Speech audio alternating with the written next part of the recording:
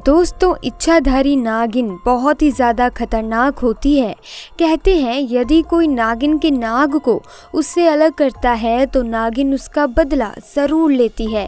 फिर चाहे नागिन को अपना बदला लेने के लिए किसी का भी रूप धारण क्यों ना करना पड़े, नागिन अपना बदला लेने के लिए जब चाहे जैसा चाहे अपना रूप धारण कर लेती है। दोस्तों, आपको कहीं भी अगर नाग नागिन का जोड़ा दिख जाए तो उसे मारना तो दूर, आपको उसे छेड़ना भी नहीं चाहिए, क्योंकि इसका अंजाम बहुत ही भयानक होता है।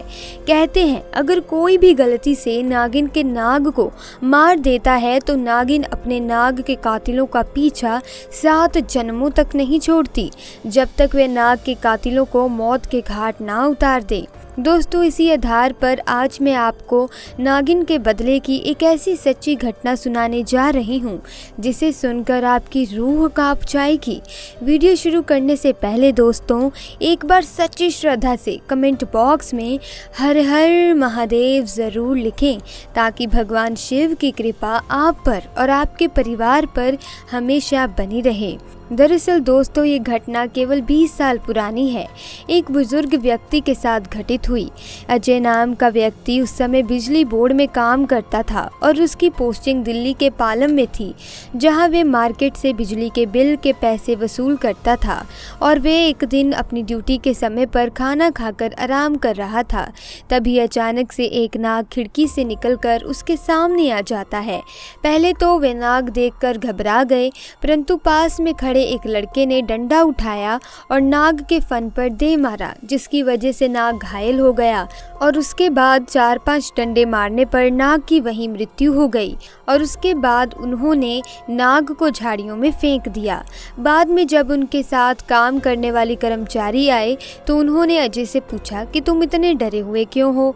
तो अजय बताता है कि मैंने एक नाग को मारा है। तब उनके साथी बोलते हैं कि तुम लोगों ने बहुत गलत किया। उनमें से 3 से 4 लोगों ने कहा कि हमने भी कई बार यहाँ पर नाग नागिन के जोड़े को देखा है। ये दोनों यहाँ की पास की झाड़ियों में ही रहते हैं और किसी को नुकसान नहीं पहुँचाते। परंतु अजय ने ये सब बातें फालतू समझी और इस बात को टाल दिया।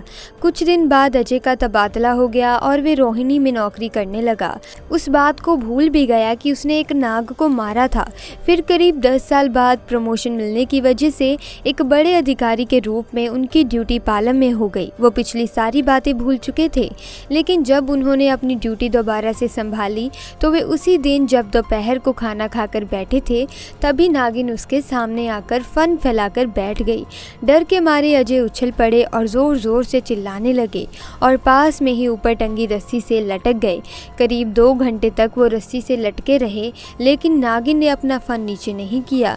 नागिन का फन थोड़ा झुकता हुआ नजर आया तो अजय जल्दी से कूदकर पास में खड़ी साइकिल के पास भागे। अजय ने जल्दी से साइकिल उठाई और सड़क की तरफ भागने लगे। कई किलोमीटर साइकिल चलाने के बावजूद भी नागिन ने उनका पीछा नहीं छोड़ा और इसके बाद थकान होने की वजह से वे रोड पर बेहोश हो गए। रोड की दूसरी तरफ कुछ मजदूर काम कर रहे थे।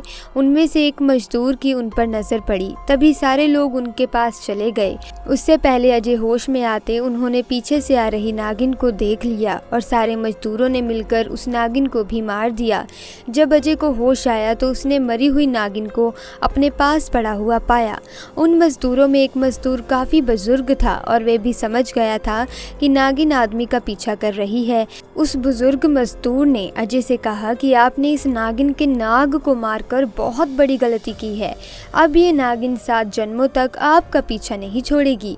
इसका जब भी पुनर्जन्म होगा वे आपसे बदला लेने जरूर आएगी।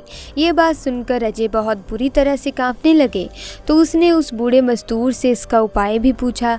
उस बुजुर्ग ने कहा कि इसका सिर्फ एक ही उपाय है कि आप इस नागिन का पूरा विधि विधान से अंतिम संस्कार कर दीजिए, तभी उसकी आत्मा को मुक्ति मिलेगी। जिस प्रकार एक मनुष्य की चिता सभी विधि विधान से जलाई जाती है, ठीक उसी प्रकार इस नागिन का भी संस्कार पूरी विधि विधान से करवा दीजिए। 11 पंडितों को बिठाकर खाना भी खिलाइए। तो दोस्तों, इस बात से एक चीज़ तो साफ हो जाती है कि नाग नागिन का जोड़ा हमें कहीं भी दिख जाए तो उसे मारना नहीं चाहिए, बल्कि उसे छूना भी नहीं चाहिए, वरना उसका अंजाम बहुत भयानक होगा। दोस्तों अभी के लिए बस इतना ही, मिलेंगे अगली किसी वीडियो में। अगर आपको ये वीडियो अच्छी लगी तो वीडियो को लाइक कीजिए, चैनल को सब्सक्राइब कीजिए। आपका बहुत बहुत धन्यवाद।